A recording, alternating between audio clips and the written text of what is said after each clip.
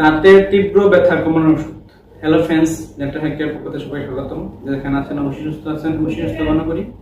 আজকে যে একটি বিশেষ ওষুধের সাথে পরিচিত হব, সেটা অবশ্যই একটা অজানা বিষয়, সবাই জানা দরকার। কারণ দাঁতের ব্যথা অনেক পেশেন্টের হয়ে থাকে। যখন ব্যথা হয় তখন কিন্তু অনেকেই সমস্যা হয়, বা দাঁতের ব্যথার জন্য অনেকেই ভোগান্তি ভুগতে হয়। সেই বিষয় নিয়ে আজকে আলোচনা করব। একটি ট্যাবলেট সাথে আমি পরিচয় করে দেবো যে দাঁত ব্যথার জন্য খুবই ভালো কার্যকারিতা, সেটা অবশ্যই জানা দরকার। আপনার সামনে অবশ্যই আজকে তুলে ধরবো।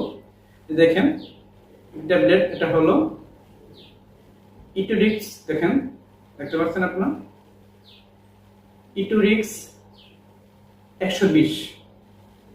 এটা বয়স্কের ক্ষেত্রে, আপনারা যাদের বয়স 18 থেকে এর ঊর্ধ্বে, তাদের জন্য এই ব্যথার ট্যাবলেটটা অবশ্যই ভালো কার্যকরী করে।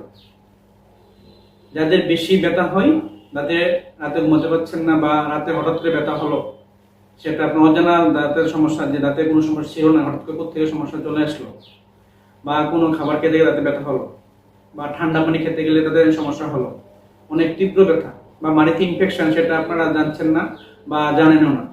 যখন ব্যথা হয়ে যায় তখন আপনি কি করবেন, সেইটা অবশ্যই একটা বিষয়। সেই ব্যথা কমানোর জন্য আজকে ট্যাবলেটটা নিয়ে আসছে। অবশ্যই ভালো একটা কার্যকর ওষুধ, সেটা আপনার অবশ্যই ব্যথা যখন হবে তখন আপনার সেই ট্যাবলেটটা এনে খেতে পারেন, অবশ্যই ভালো উপকার হবে। তবে একটা বিষয় আলোচনা করি, সেটা হলো দাঁতে ব্যথা হলে অবশ্যই ওষুধ খাবেন, কিন্তু বেশি না।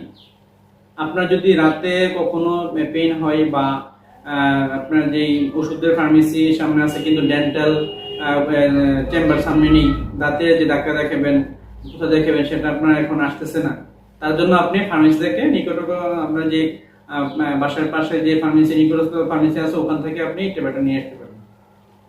সেটা গুরুত্বপূর্ণ বিষয়। আমি আবার দেখাই ট্যাবলেটটা।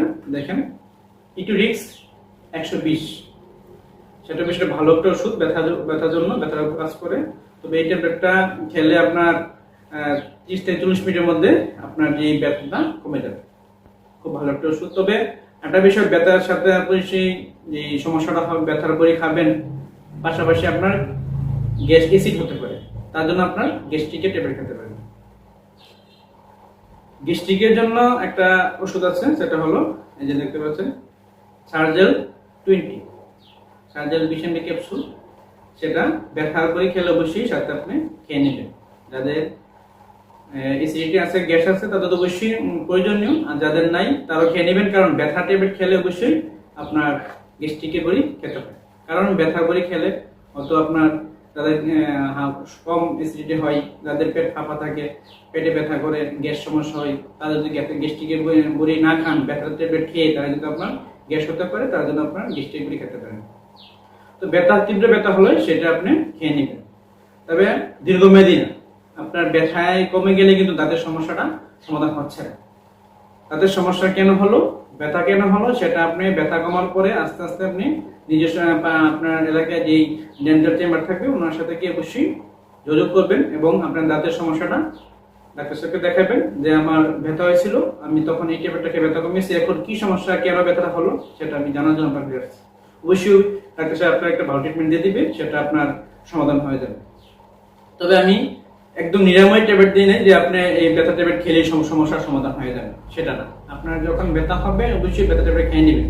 তবে ব্যথা কমে গেলে অবশ্যই ডাক্তার সাহেবের শরণাপন্ন হবেন। কারণ যদি আপনি ইনফেকশন হয়ে থাকে, গর্ত হয়ে থাকে, বা কোনো দাঁত ভেঙে যায়, বা আপনার দাঁতে কোনো ধরনের ক্ষত আছে, ঘা আছে, যেই কারণে এই সমস্যাটা হচ্ছে, সেই সমস্যাটা অবশ্যই ট্রিটমেন্ট করে নেবেন, তাহলে অবশ্যই সমস্যাটা বেশিক্ষণ বা বেশি দিন থাকবে না, সেটা সমাধান হয়ে যাবে। তো আজকে যে বিষয় নিয়ে আলোচনা করছি, যে ব্যথার ট্যাবলেটটা বলছি, আপনারা সমস্যা হলে ব্যথার ওষুধ খেয়ে নেবেন। এবং এই বিষয়ে যাদের কারো অজানা থাকে, কমেন্ট করে অবশ্যই অবশ্যই আনসার দেওয়ার চেষ্টা করবো। তো আজকে বিশেষ অভিনন্দন ফ্রেন্ডস, সবাই ভালো থাকুন। তবে আমি অবশ্যই আপনাদের দাঁতের বিষয়ে বা অন্যান্য সমস্যা নিয়ে আলোচনা আমি আসবো সামনের ভিডিওতে। অবশ্যই সবাই আমার পরবর্তী ভিডিও দেখবেন। সবাইকে ধন্যবাদ, ভালো থাকবেন, সুস্থ থাকবেন।